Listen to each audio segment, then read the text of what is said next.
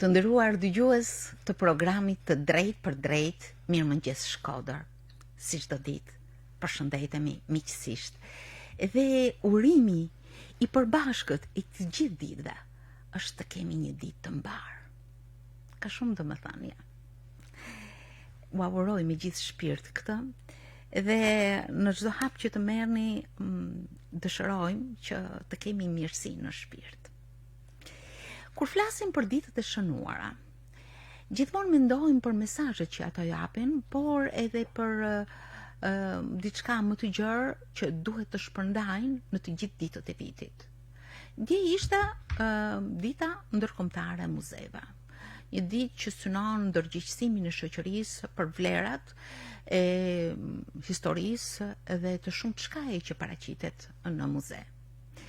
Natyrisht të mendosh për muzet do të thotë të kesh një qasje të veçantë për identitetin, për historinë, për jetesën, për kulturën e për shumë çka përshkon jeta jonë. Muzeu Historik i Shkodrës është një institucion që paraqet mjaft interes për vlerat që ai ka, për strukturën, për hapësirat që ka në çdo pavion të tij dhe për atë pasuri të madhe që përmban e që përbën më së shumti kulturën dhe autenticitetin tonë. E ka nisur rrugtimin që në vitin 1947, por i formuzuar më shumë data ose viti 1949 një krijimin dhe plotësimin e tij si një institucion i kulturës sonë, i historisë dhe i lashtësisë, i pasuruar fillimisht me shumë çka që erdhi nga koleksionet shumë kulturave që natyrisht përcillen në vite. Ai ka vazhduar rrugtimin e tij gjithmonë në pasurim dhe në aktivitete të vazhdueshme. Do të flasim natyrisht për këtë temë shumë të gjerë, sepse në studio unë kam ftuar zonjën Amila Gjurezi, drejtore e Muzeut Historik të Shkodrës. Mirëmëngjes, mirë se keni ardhur. Faleminderit për ftesën. Më vjen jashtëzakonisht mirë që ndodheni në këtë studio, sepse përfaqësoni një institucion shumë të vlerëshëm të historisë tonë. Shpresojmë që t'jetë kështu. Së bashku me ne në këtë studio është zoti Petrit Bilali, specialist në drejtorinë rajonale të trashëgimisë kulturore, me profesion skulptor, por që hapësira e tij e punës jep shumë mundësi hulumtimi. Mirëmëngjes dhe mirë se keni ardhur. Mirë se u gjeta, faleminderit për ftesën dhe për mundësinë hapësinë që na jepni për më shpreh për kulturën. Natyrisht të flasësh për këtë sferë mund të ndalemi pambarimisht në shumë anë të tij, por ndërkohë që ju gjithmonë pulsoni me aktivitetet vazhdueshme. Pikërisht kjo datë ditës ndërkombëtare të muzeve tek ju është menduar me një aktivitet domethënës në një qasje të veçantë ndaj vlerave kulturore, por edhe afrimit dhe kontributit që japin studentët, artistë degës së arteve. Mund të më thoni diçka rreth këtij aktiviteti, si është konceptuar dhe si ka vijuar? Atëherë po ja nisi duke treguar për këtë ditë, pra për ditën ndërkombëtare të muzeve. Si çdo vit Muzeu Historik në bashkëpunim edhe me institucione të tjera, se kjo fryma bashkëpunimit është shumë e rëndësishme. Si çdo vit kemi bërë aktivitete, këto kanë qenë edhe për sa i përket pra në datën e 18, por edhe para dhe mbrapa, që kanë qenë gjithmonë të fokusuara për rritjen e shikueshmërisë, por edhe për ndërgjegjësimin e masave për sa i përket rëndësisë të muzeut. Pikërisht këtë vit ICOM, pra International Council of Museum, çdo vit ka një tematik. Këtë vit tematika ishte fuqia e muzeve. Fuqia e muzeve edhe në këtë, pra në periudhën shumë të vështirë që kemi kaluar, por edhe në 2020 edhe në vazhdim për shkak pandemisë, në periudhë vështirë që po kalon edhe tash kësaj dite që flasim pra për shkak të luftës, pra çfarë bën kultura, çfarë japin muzeet në atë që është ndryshimi i komunitetit përreth tyre. Kjo është shumë e rëndësishme për mendimin tim, e rëndësishme shumë edhe për vendin tonë, për qytetin tonë. Pra kjo fuqia e muzeve, si muzeet si aktor, ndryshimi në komunitetin ku ndodhen është shumë e rëndësishme, shumë temë për të trajtuar dhe për të vënë praktik. Dhe ku më mirë se bashkë me Universitetin Luiç Gurakuqi me drejtorinë rajonale të trashëgimisë kulturore, stafi i muzeut, stafi i drejtorisë rajonale, studentë të departamentit arteve, sollën këtë aktivitet që ishte i fokusuar për sa i përket edukimit, sepse një nga themi synimet e kësaj dite, pra kjo fuqia muzeve ishte e ndarë në 3 pika themi të rëndësishme, pra në nivel botror, në nivel europian botror, cilat janë këto 3 pika për sa i përket fuqisë së muzeve. Fuqia muzeve si institucione, si aktor që japin një qëndrueshmëri, pra si pjesë e komuniteteve në të cilat jetojnë, që në të cilët përbëjnë pjesë e këtyre komuniteteve që në një farë mënyre ndryshojnë pra këto muze ekonominë, jetën sociale të komunitetit. Elementi i dytë ishte digitalizimi, rëndësia e digitalizimit të fondeve muzeale dhe e aktivizimit të njerëzve, pra duke njohur fondet muzeale, këto njerëz të krijojnë një koshencë të rëndësishme të tyre historike, pra që t'i projektojnë një ardhmë më të mirë.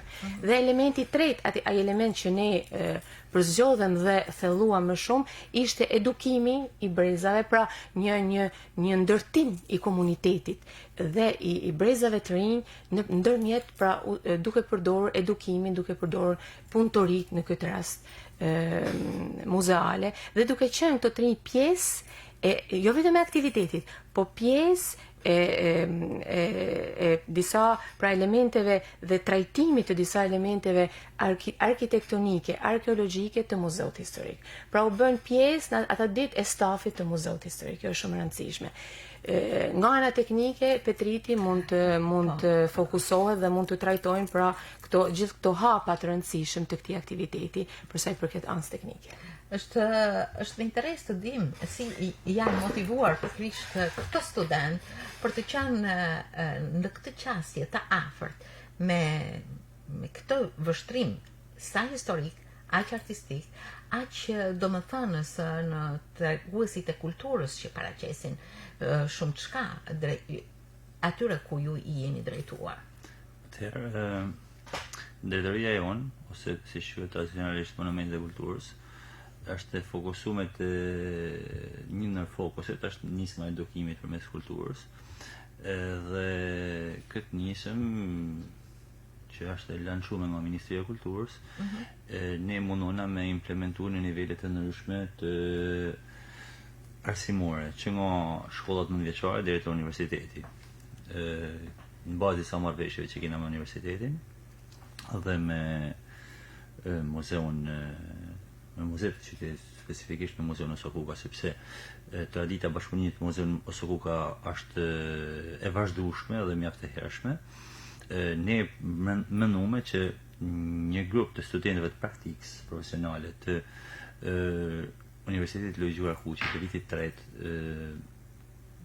departamentit të arteve, menduam që të bëjmë bashkë dhe të japim një mundësi për me pa se si janë teknikat e mirëmbajtjes të restaurimit dhe të punimit në muze. Ishte një nisëm që u mirëprit nga 2 institucionet paralele, siç është muzeu dhe universiteti. Falenderoj gjerasin të falenderoj Amilën këtu për bashkëpunimin edhe që na hapi dyert e muzeut, sepse nuk është përgjegjësi e vogël që me menaxhoj një muze dhe me rujt edhe kriteret e punës nga konturet muzeut. Në këtë rast ne më fokusuam në 2 elemente. Elementi i parë ishte teknikat e gdhenjes të disa objekteve të gurit, specifikisht që është Pusi Venecian, që është një shkolla e Venetos, se si janë punu materialet e gurit, ishte stema osmane, që është shkolla orientale që vjen nga kultura e osmane, dhe një pus Shkodran që është i gdhenën me elementet guri gilqeror Shkodran, të Shkodrës, të Araboshit mundësisht. Të tre elemente si janë punu, edhe unë mendova bashkë me muzeun që të marrim, të demonstrojmë se si punohet guri konkretisht, sepse po t'i shpjegosh në teori, shpeshherë kuptohet, nuk kuptohet, ndërsa në momentin që ne mundona praktikisht me i tregu edhe i bëjmë pjesë të punës, edhe i bëjmë jo vetëm demonstrim, po dhe bëjmë pjesë e gdhenjes, pjesë e elementeve teknike që fillojnë e provojnë vetë, atëherë studentat bëhen shumë më të përfshim. Kjo njëkohësisht është një ndër disiplinat e trashëgimisë jo materiale, që ne kena tashmë është në proces kartelizimit guru gdhenja. Mana edhe në pjesa tjetër që është dhe më e rëndësishme, është to materiale që ne i përftojmë në këtë formë, këtë lloj gdhenjet, që është e sjellur kohë, siç e thash edhe më sipër, nga kultura të ndryshme që janë mbrojtur në Shkodër dhe kanë zënë vend në Shkodër, edhe në Shqipëri, si pastrohen, si mirëmarrin të objektet guri. Si ishte procesi i përfshirjes gjatë kësaj punëtorie të studentëve dhe ju drejtuesve, pedagogëve? Si vijoj ai, me çfarë interesi dhe konkretisht cili është produkti final që studentët mbërrin në përfundim të kësaj punëtorie? Po. Atëherë, fillimi është informimi i rëndësisë të muzeut. Që ti tregojmë atyne se të punosh një muze edhe të zhvillosh orë praktike në një muze nuk është gjë e përditshme, sepse ka disa protokolle dhe disa klauzola për me kanë pjesë e punës të një muze. Edhe jo vetëm që është merë, po them kështu, por është edhe privilegj që me lanë një gjurmë pozitive edhe mu ba pjesë e punës në ambientet një muzeut.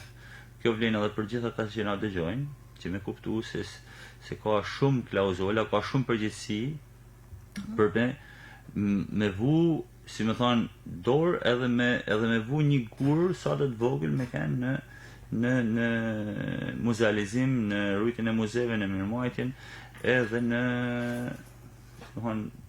pasonimin e strukturave të muzeut. Atë që thamë para Amila, që e pa një këmbështrim tjetër, Simon, që është fuqia e muzeve. Kjo fuqia e muzeve vjen përmi disa rregullat strikte, precize, që ne ja transmetuam studentave me dhënë me kuptu rëndësinë e të punumit në një muze, si më thonë. Ata e pritën mirë, në fillim domthon ju dukshë si pastrim, sepse prunë sol me kovat e ujit. Është punë në skuadër natyrisht. Ata brushat, disa sfungjera, elemente teknike që mund duken si çena të bëhet është këtu, okay, por ajo është në të gjitha shkollat e suksesshme të botës. Vërtet. Sidomos perëndimore, është baza fillon me bazë me ujë, mirëmbajtja fillon me ujë, edhe me materiale, me detergjent me bazë bimore. Me pastrues me bazë bimore, që nuk kanë ndërhyjje në strukturën e materialit që ne i pastrojmë. Edhe nëse i drejtohemi praktikave botërore të mirëmbajtjes dhe të vështrimit të kujdesit shumë të madh që kanë objektet muzeale dhe me vlera të veçanta, gjithmonë restaurimi zë një vend shumë të madhe, edhe në rrugët e botës, të Europës, objektet të jashtëzakonshme. Restaurimi është fjalë shumë e madhe. Janë shkolla që fillojnë e marrojnë, janë diplomat tona që zgjasin nga 5 vjet me specializime të tjera, për me nxjerr restaurator, nuk ka fjalë, nuk është pak me thonë restaurant. Ne shkumë deri tek mirëmbajtja.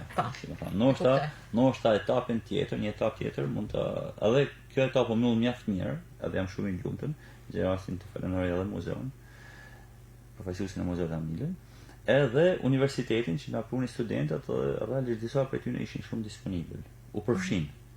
Nuk ndodh çdo herë në aktivitete që nxënësit dhe studentët të përfshihen në atë formë, si më thonë, pjesa më madhe tyre u përfshin edhe, si më thonë, ti e shef që atë po impenjohen, po napin maksimumin, edhe kjo gjatë deri diku të ngrohë, sepse kjo puna është stafet. Ata një version rreth 20 vjet më atërisë na, edhe ti kupton që no, është kjo gjë, ka me pas vazhdimsi pse edhe që jo edhe më mirë shpresojmë. Në të ardhmen. Produkti final ishte? Produkti final ishte që në 2 komponent prap, para këto elemente që ishin si ku me sipër, u pastrun, ju hoqen algat edhe myshjet si të gjalla si të vdekura, u pastrun nga vëmësia rreth rrotull dhe janë në një stad tjetër të prezantimit, si më thonë, po të shifish e me syrin e lirë që ata janë të mirëmajtun.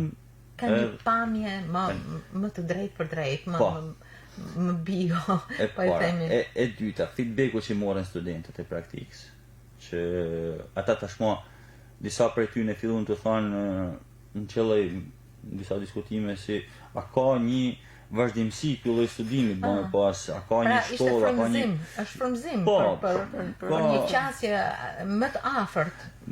Kjo domthon në një komponent. Komponentin e gdhenjes, që unë i testova vetat dhe i kalova ata që ishin më të interesuar, ishin një 10-12 vajza, një 4-5 djem, i kalova vetë gjithë për me bërë teknikën e gdhenjes, si funksionon me disa etapa. Domthon punun edhe aty me durët e veta, në kujdesin tëm sepse punë pak specifike që mund damtohet. Edhe vite vajza, 2-3 prej tyne, 3 prej tyne fillon në ty, valen ta bëjun, ke parasysh doshin me quë dhe ma si më thonë. Edhe kjo më ngrohu, se më thonë se është e shef që ata përfshihen edhe kam dëshirë me sa rëndësishme është të ofrosh her pas here, qoftë edhe projekte shumë të vogla apo aktivitete të qasjes pikërisht të këtyre, po i quaj specialistëve, sepse tashmë ato kanë marrë rrugën e artit për objekte të caktuara, për tema të caktuara që pikërisht kanë këtë marrëdhënie me eksponatet, me objektet, në mënyrë që ata jo vetëm të japin ndihmën e tyre, por edhe të ndikohen në punën e mëpasme. Po, praktikat janë shumë të rëndësishme dhe kanë qenë pra me vite që Muzeu Historik ofron këtë mundësi të praktikave. Në këtë rast me Departamentin e Arteve dhe me bashkëpunim me Petritin ka qenë një qasje shumë pozitive, shumë e re, se u bën pra pjesë e punës teknike dhe shumë rëndësishme.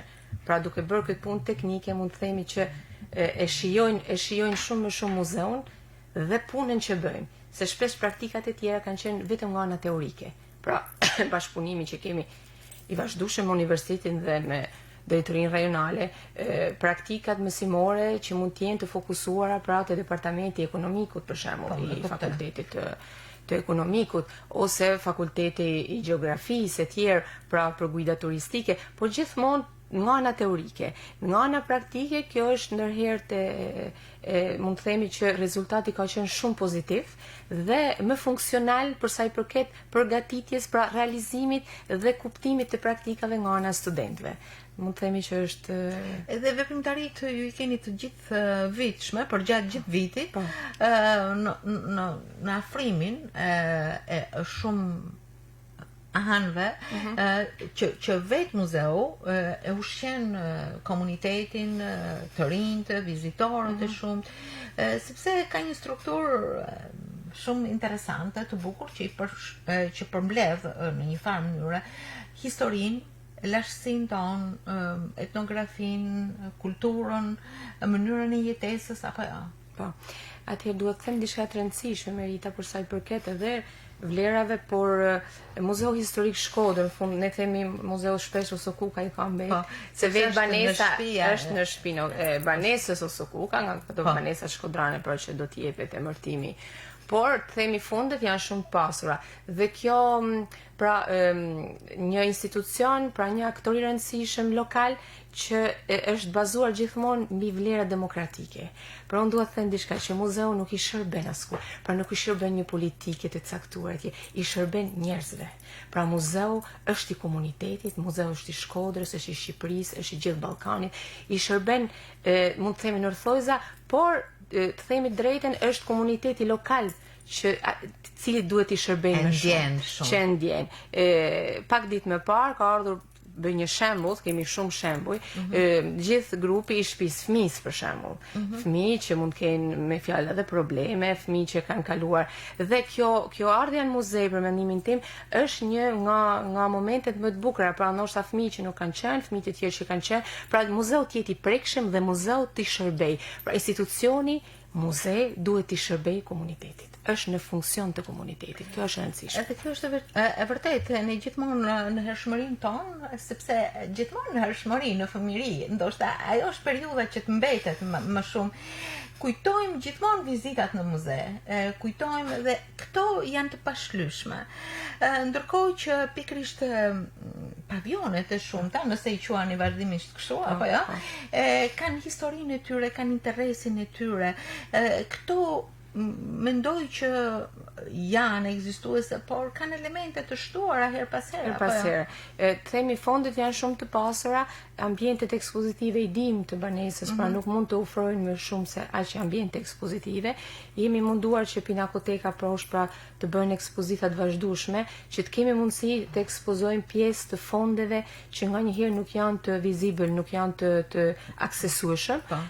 Dhe nga që fondet janë shumë të pasura, pra flasim për fondin arkeologjik, që një pjesë është edhe te Muzeu i Kështjellës, pra Muzeu i Kalas Rozafa, që është pjesë e muzeut historik, pra një pjesë e fondit është edhe atje. Fondi arkeologjik shumë i rëndësishëm që fillon nga Neoliti deri në Mesjet, pra janë gjithë objekte të gjendura në Shkodër, por edhe në zonat përreth, pra të veriut të Shqipërisë, ku një turist pra që është i fokusuar për sa i përket arkeologjisë mund gjej. Pastaj kemi pjesën e etnografisë. Po, duhet të ndalem këtu sepse gjithmonë themi që edhe pasurohen dhe kjo të duket sikur është një fjalë që nuk shkon shumë. Në fakt e vërtet që pasurohen. Pak kohë më parë këtij pavioni është shtuar edhe maketi i vendbanimit të Komanit i kulturës. Dhe kjo përbën një magnet, një tërheqje akoma më të madhe duke më të madhe sepse është vënë pra në vendin ku kemi edhe objekte të tjera të gjetura në Koman dhe për sa i përket kulturës së Komanit pra është krijuar një ambient ku turisti edhe aty mund gjej informacione për sa i përket kësaj kulture dhe më pas mund vizitojnë në Komanin. Kjo është një mënyrë pra piknisi nga muzeu historik që më pas mund të influencoj pozitivisht shumë zona të duken sikur periudhat e lashta të lashtësisë të periudhave të ndryshme të duken sikur janë shumë të paprekshme. Jo, ajo mënyrë që ju keni krijuar me komunikimin me arkeologët, me misionet të ndryshme që vinë dhe që besoj se është një akses shumë i fuqishëm i kësaj marrëdhënie dhe këtij interesi që ka për lashtësinë.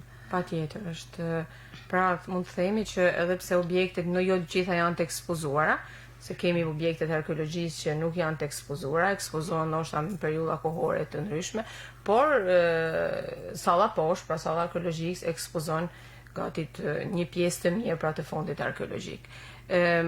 Pastaj kemi edhe fondin etnografik, shumë i rëndësishëm, kostumografia, aty në kontakt pra shumë janë të interesuar se në një farë mënyrë pjesa tekstile, pjesa kostumografisë e zonave të praveriut, e zonave të Shkodrës, por edhe zonave tjera afër Shkodrës, dhe kostumet janë të ndryshme, kemi pasur ekspozita të përkohshme të Xhubletës, jo pak kohë më parë kemi bërë ekspozitën për Barnavekt në ditën ndërkombëtare të gruas, pra elemente që kemi në etnografi, por të para pra vetëm ato elemente, pra vetëm Barnavekt, të fokusohemi vetëm të një element është ka shumë historik, ka shumë çfarë mund të themi, se sa të shihen shumë elemente ju drejtojnë pikërisht tek vlera, tek elemente, se janë aq shumë, saqë në këtë mënyrë pra edhe kush sheh, edhe spektatori ose kush vjen ose turistët, pra fokusohen te elemente dhe është e rëndësishme. Shumë kemi pasur edhe vizitor, pra vetëm për këto elemente etnografike. Ndërkohë do të drejtoja në një farë mënyrë edhe tek pasuritë që lidhen me dokumentimin e dokumentacionet me librat, me periodikët e ndryshme që ka muzeu, me sa di unë, shpesh herë janë vënë në dispozicion dhe të studiuesve, të studentëve. Unë kam pas në studio pikrisht studentë që janë drejtuar dhe kanë ndoshta në studimet e tyre kanë marrë dhe doktoraturën pikrisht duke u mbështetur nga dokumentet që kanë gjetur në Muzeun Historik të Shkodrës, që rastin të ndriçoj edhe me informacionin që vetë Arship Pipa ja ka drejtuar, ja ka dhuruar bibliotekën e tij Muzeut Historik të Shkodrës, gjë që më shtyn të mendoj se është një fond shumë i pasur. Shumë i pasur. Për sa i përket fondeve, kemi fondin e arkivit, që ka dokumentacionet pra gjithë qytetit të Shkodrës, të familjeve shkodrane, arkivi është shumë i pasur, dhe fondin bibliotekar. Pra edhe në arkiv vinë njerëz që dojnë, pra kërkojnë informacione për sa i përket familje, për sa i përket dokumenta pra të vjetra, se flitet për dokumenta që në kohë zogut dhe përpara të ambasadave, të konsulatave, dhe ajo është arkivi. Dhe edhe aty kërkojnë informacione, mund të bëjnë kërkesë pranë institucionit dhe pastaj mund të merret dokumenti të fotokopiohet e tjerë. Pra i ka akses po, ka të tillë. akses, patjetër. Dhe fondi bibliotekar. Fondi bibliotekar edhe është shumë i rëndësishëm, pra i përbër nga fondi bibliotekar muzeal normal, që me kalimin e viteve është pasuruar, me librin më të vjetër që kemi të 1600 një Pjetër Budi, që është pra më i vjetri, për të vazhduar me libra të tjerë, dhe fondi Arship Pipa. Fondi Arship Pipa është pjesë e fondit bibliotekar. Siç the edhe ti, është shumë e rëndësishme kjo pjesa e studentëve, pra atyre që kërkojnë dhe përdorin fondin muzeal, edhe unë personalisht kur kam kryer diplomën në Itali, kam përdorur disa revista që kemi në fondin bibliotekar, pra revista L'Albania, Shqipëria, që del në periudhën kur jemi pjesë e mbretërisë italiane në kohën e fashizmit, dhe në atë periudhë pra publikohet kjo revistë dhe unë jam bazuar pra për të bërë diplomet e kjo. Pra shumë student, mund të them me keqardhje ndoshta pak student shqiptar, më shumë student që jetojnë jashtë, se vlerësojnë atë pjesën e student që kryejnë arkitekturë, që kanë nevojë të bazohen për arkitekturën e banesave, student letërsie, juridiku, pra si e ndjerë personalisht kur ke gjetur pikërisht materiale në muze? Shumë s'kanë interesuar. Është shumë e rëndësishme dhe mund të themi që është aq i pasur nganjëherë, po këto gjërat pra këto fondet shpesh kërkojnë edhe një për sa i përket pra të hynë në këto që janë kurrikulamet e sotëm pra janë vetë ndoshta profesorat që drejtojnë edhe studentët, por edhe vetë profesorat duhet të fokusohen në atë që është një tipologji letërsie ose një tipologji që mund të japin dhe ofron shumë për sa i përket informacionit. Pika e dytë e temës së këtij viti fuqitë e muzeut ishte digitalizimi. Po ti drejtohemi këtij këndvështrimi, si mendoni, ku jemi me këtë? Ka shumë nevojë akoma, pra jemi në fillime, sepse vetë institucioni pra që të bëjë një digitalizim i mirëfillt, kërkon stafin përkatës, kërkon materialet pra makineritë përkatëse, pra me digitalizimi aparatura është një zinxhir pune që duhet pra bëhet, por është i vështirë në momentin që duhet bëhet në mënyrë profesionale. Dhe ai muzeu duhet në prioritet. Në prioritet, është në prioritet, shpresojmë që është në fillime, por don akoma punë. Gjithsesi, ky ishte një vështrim panoramik, do të themi, sepse siç e pamë edhe në krye të herës, të ndalesh në vlerat, në historitë, në çdo gjë që përfshin një muze, duhen shumë kohë për të folur. Por duke hedhur vështrimin tek rrjeti muzeal i muzeve në Shkodër, natyrisht gjejmë edhe vështrime të ndryshme nga pikpamja e vlerave që paraqesin edhe muze të tjera në Shkodër, apo ja? Po, siç e përmenda përpara, Muzeu i Kështjellës është muze shumë i rëndësishëm edhe për vendin ku ndodhet, pra kapitaneria në Kalan, në Kështjellën Rozafa, ka shumë elemente që tregojnë atë pjesë historike të rëndësishme, elemente arkitektonike, elemente tjera. Kam rastin dhe të falenderoj Petritin, shpesh është prezent në Muzeun e Kështjellës, edhe për bashkëpunime për punëtori që ka bërë. Nëse do në të shtoj diçka për sa i përket muzeut. Ato eksperiencat tuaja janë të vlerëshme, sepse siç thatë dhe më herët, ato paraqesin interes për vazhdimsi, pavarësisht projekteve të ndryshme. Gjatë diskutimit ju folët edhe për digitalizimin. Një ndër fazat fillestare të digitalizimit është mirëmarrja edhe restaurimi në rast të shumë objekteve. Në këtë formë ne patëm një tjetër bashkëpunim me Muzeun e Kështjellës. Aty është një maket i Kalas Rozafa dhe i kodrave rrotull, që i përket dikun shekullit 18, si ka kënë Shkodra shekullin 18. Është i ndërtuar në vitin 1987. Mos gabojmë nga Shaban Bilali.